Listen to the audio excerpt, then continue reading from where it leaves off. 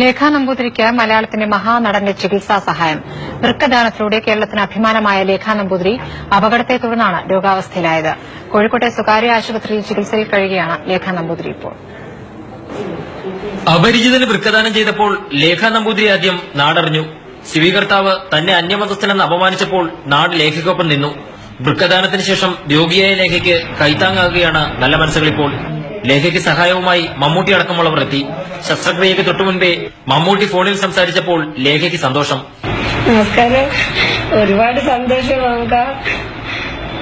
ഒരുപാട് സന്തോഷം. ഞാൻ അന്ന് മമ്മൂക്ക വിളിച്ചപ്പോ എനിക്ക് അറിയില്ലായിരുന്നു മമ്മൂക്കയുടെ നമ്പർ. അതെന്നെ ഒരുപാട് പേരിങ്ങനെ വിളിച്ച് പറ്റിക്കുന്നുണ്ടായിരുന്നു 3 വർഷമായിട്ട്.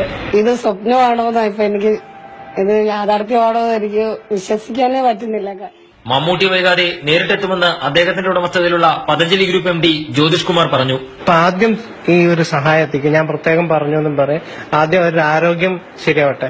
വളരെ അടുത്ത ദിവസം തന്നെ ഇത് മാറിയുടനെ തന്നെ മൂപ്പര് വന്ന് കാണുകയും ചെയ്യും. മമ്മൂക്ക വന്ന് കാണുകയും ചെയ്യും. ചില പത്രങ്ങൾ തന്നെ അപമാനിച്ചതിൽ വേദനിക്കുന്നു ലേഖ.